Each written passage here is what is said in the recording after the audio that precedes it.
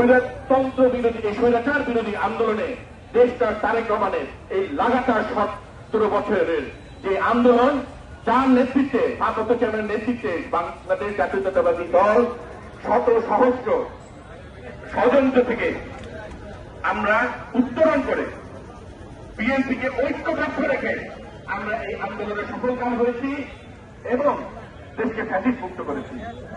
অনেকে অনেক বড় কথা বলে, অনেকে অনেক বড় কথা বলে, কিন্তু ভাই বাস্তবতা ভিন্ন। এই কাপাসিয়াকে 4 তারিখে মুক্ত করেছে, সেদিন তো দেখি না এই বিএনপি এক সপ্তাহ আগে একটি আন্তর্জাতিক গণমাধ্যমে তথ্য প্রকাশিত হয়েছে।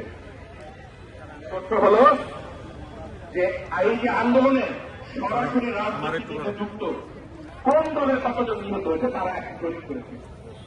সেই জরিপে তারা পেয়েছে আন্দোলনে ঐতিহাসিক 12.5% নিহত হয়েছে বিএনপির অঙ্গ এরপরে তারা নাকি লুঙ্গির নিচে থেকে বের হয়ে এখন পরিণত হয়েছে। এখন বক্তব্য দিচ্ছেন কাপাসিয়ার এই আন্দোলনের নেতৃত্ব গণমানুষের নেতা